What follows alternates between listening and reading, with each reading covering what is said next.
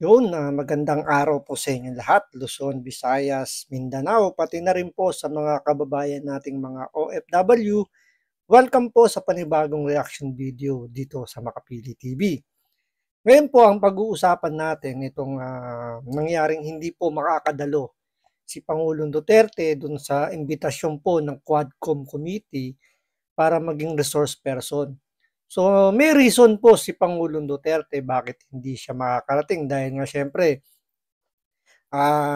despite yung edad niya, yung mga naging activity niya before niya matanggap yung imbitasyon po ng Quadcom. So, siyempre, once na may edad ka, medyo, siyempre, di ba, madali ka mapagod.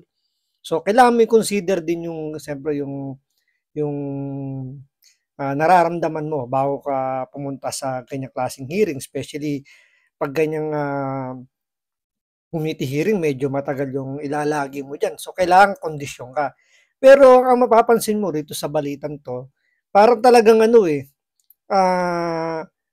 binibigyan ng kulay yung hindi pagpunta ni Pangulong Duterte. So, yan po yung pag-uusapan natin ngayon. Kaya kung hindi ka pa nakasubscribe sa Makapili TV, baka pwede pong pakipindot po muna yung subscribe button. At the same time, palike na rin po ng video. Wala naman pong bayad dyan. Kaya, pindot na. So, ito, panoorin po natin itong balitan to. Lalo-lalo na yung introduction po ng balitang galing po rito sa GMA. So, panoorin po natin. Ibinungkahi ng isang mambabatas na pag-isahin ang investigasyon ng Kamara at Senado sa war on drugs ng Duterte administration. Si dating Pangulong Rodrigo Duterte naman hindi haharap sa pagdinig ng House Quad Committee. Tingnan nyo yung title niya, no? Si Pangulong Duterte daw hindi haharap sa Quadcom Committee. So magkaiba yung hindi haharap sa hindi makakapunta. So dito pinalalabas nila na tinanggihan ni Pangulong Duterte yung imbitasyon ng Quadcom. So tuloy natin itong balitan to kung talaga bang tinanggihan ni Pangulong Duterte yung imbitasyon ng Quadcom. Katulad ng sinasabi nito ng Channel 7 na hindi dadalo raw si Pangulong Duterte. Ngayong araw, balitang hatid ni Tina Panganiban Perez. Nagsabi na ang abogado ni dating Pangulong Rodrigo Duterte sa Quad Committee ng Kamara, hindi makakarating ang dating Pangulo sa pagdinig. Tingnan nyo, FPRRD, hindi haharap sa pagdinig ng House Quadcom ngayong araw tungkol sa drug war. So, di ba kung titingnan mo, medyo misleading po yung title nila sa balita nila. Pero, base naman po sa balita, hindi makakadalo dahil nga sa kondisyon po ni Pangulong Duterte. Gusto raw sana ni Duterte pumunta, pero short notice anya ang imbitasyon ng Quadcom at kababalik lang ng dating Pangulo sa Davao mula Maynila noong Huwebes. Hindi raw maganda ang pakiramdam ng dating Pangulo at kailangan magpahinga. Pero payag ang dating Pangulo na pumunta sa mga susunod na pagdinig ng Quadcom pagkatapos ng November 1. We will afford him. So yun, makakapunta si Pangulong Duterte base sa kanyang letter na pinadala sa Quadcom Committee is after November 1, pwede na siyang dumalo. So dahil nga sa short notice lang yung binigay ng Quadcom Committee, at the same time, syempre may activity siyang ginawa rito sa Maynila. Tapos bumiyahe pa siya sa pabalik ng Davao. Syempre, alam niyo naman si Pangulong Duterte, nabalita naman before yon na, kumbaga, hindi siya sanay bumiyahe ng by air. Kumbaga, parang mas mabilis siyang mapagod kapag nagtatravel siya by air. So, base na rin dito sa letter niya na sumama yung pakiramdam ni Pangulong Duterte dahil siyempre sa pagod, siyempre yung edad nga niya, nasa 70 plus na si Pangulong Duterte. Siyempre, andun yung hindi kondisyon yung katawan niya. Kung galing nga siya ng Maynila, bumiyahe siya papunta ng Davao, tapos ibabalik uli siya papuntang Maynila para dyan sa Quad Committee, alam naman natin na ilang oras po, halos buong araw po na nagkakandak po ng hearing dyan. So baka hindi kayanin ni Pangulong Duterte. So nagbigay na siya ng notice, pero kung pakikinggan nyo nga yung balita, yung title nila, hindi makakadalo. So doon pa lang nagkakaroon na ng misleading. So yun yung parang bago nila ilabas yung balita nila, meron ng misleading doon sa title. Siyempre, pag hindi mo nga naman tinapos yung nilalaman ng balita, iisipin mo na ayaw dumalo ni Pangulong Duterte diyan sa Quad Committee. So, marami ng espekulasyon pwedeng tumakbo sa isip ng ating mga kababayan, especially yung mga sabihin nating mga ayaw kay Pangulong Duterte, sabihin puro salita lang naman niya si Duterte, nagtatapang-tapangan lang, pero nung inimbitahan na biglang hindi dadalo. So yung reason niya is valid naman. Kaya nga rito sinabi nga rito ni Is Barbers na binigyan nila ng courtesy si Pangulong Duterte, siyempre considering dating presidente, former president po natin yan. So kailangan nilang bigyan ng courtesy. At the same time, yung kinukonsider din niya yung edad ni Pangulong Duterte. Kasi ang layo nung banat kagad ng reporter, yung ni Rapi Tima yata yun, na hindi makakadalo si Pangulong Duterte. Tapos yung doon sa title nila na hindi nga makakadalo si former president doon sa Quad Committee. So napakalayo, diba? Tinitwist talaga nila yung balita para lang, alam niyo yun, na palabasin nila na talagang ini-ignore ni Pangulong Duterte yung Quad Committee. The courtesy due to a former president. Rekomendasyon ng lead chair ng Quadcom. Bakit hindi na lang pag-isahin ang investigasyon ng Kamara at ng ikakasang investigasyon ng Senado sa war on drugs at extrajudicial killings? For the House and the Senate conducting a session jointly, that's not new. Pero conducting an investigation, palagay ko bago ito. Kaya nga pinapag-aaralan, i-propose, if the rules does not prohibit that, then therefore, I guess, to me, dapat we all agree. Pero ayon kay Senate President Chis Escudero, wala sa rules ng Senado na pwede itong magsagawa ng joint investigation kasama ng Kamara. So, hindi natin maintindihan dito kay Chis Escudero kung bakit ayaw niya magkaroon ng joint session yung Congress at yung itong Senate pagdating dito sa hearing na to.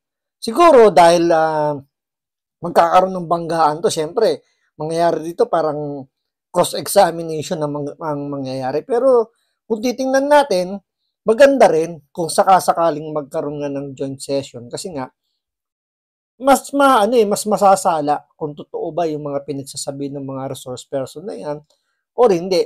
Yun nga lang, ang magiging problema lang dyan is lalabas parang korte na yung mangyayari rito sa pinaplano na magkaroon ng joint session. Diba? Kasi cross-examine, i-examine ng Senate, ganoon din naman gagawin ng Congress. So ano pang pinagkaiba doon sa korte? Yung pinaka pagbabasihan naman diyan kung guilty or not guilty, siyempre sa korte pa rin. So siguro nga medyo maganda rin yung wag nang ituloy yung joint session. Siguro magkahiwalay na lang para na lang magkaroon ng comparison kasi magbabanggaan lang tong dalawang to kung sakasakaling alam niyo na matuloy yung joint session. Siyempre hindi naman papayag yung both parties, halimbawa Congress o yung itong Senate na sabihin kumbaga magsasapawan to sigurado dahil equal branches to, same power sila.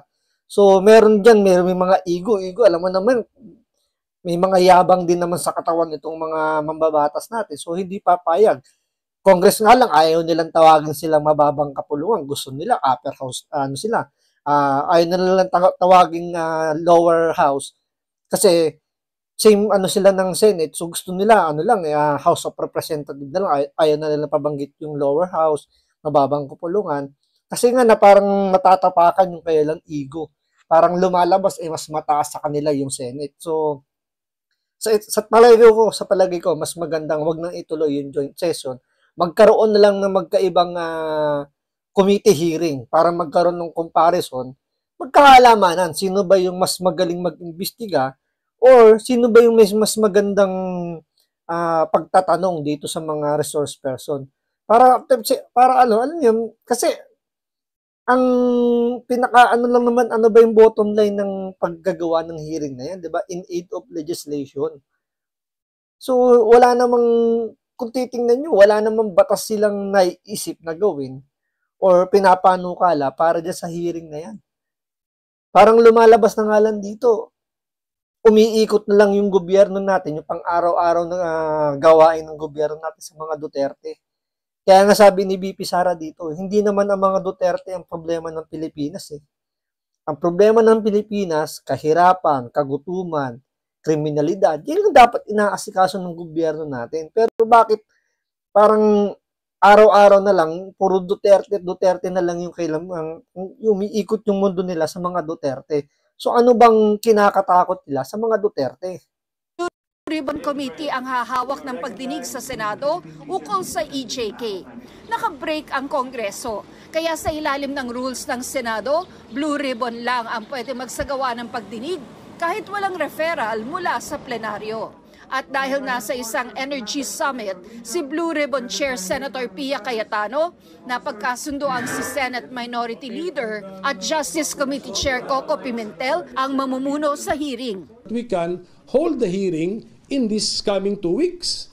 Uumpisahan ang pagdinig sa simula ng panunungkulan ni Duterte mula 2016 hanggang sa pagtatapos nito noong 2022. Kasama sa unang isasalang sina dating police officer at dating PCSO General Manager Royina Garma at dating NAPOLCOM Commissioner Edilberto Leonardo.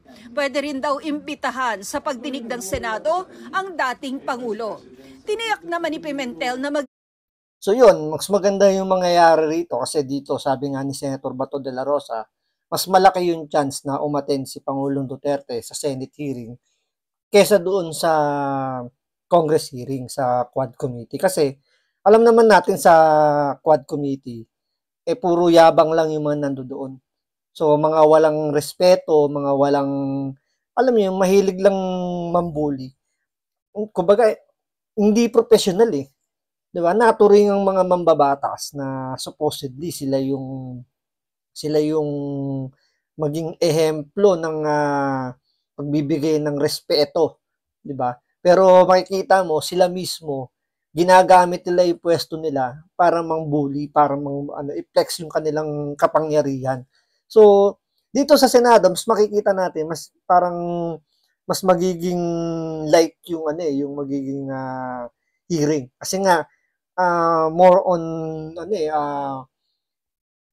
professional yung mga mamumuno doon, especially ito si Coco Pimentel. Although maraming nagsasabi na medyo baka raw hindi maging maayos gawa nga dahil nga magkaiba ng paksyon itong si Pimentel at si Pangulong Duterte kasi parehas itong PDP laban, magkaiba lang sila ng paksyon. So baka daw magkaroon ng hindi magandang pagbalanse ng paghawak ng issue kasi nga dahil dun sa issue na yun. Pero sinabi naman dito ni Coco Pimentel na kumbaga isasantabi muna kung ano man yung yung difference nila ni Pangulong Duterte. So yun na lang i-expect natin na sana maging maayos nga yung magiging hearing kung sakasakaling dumalo si Pangulong Duterte dyan sa issue na sinasabi lang EJK. So abangan po natin yan. So maraming salamat sa panonood.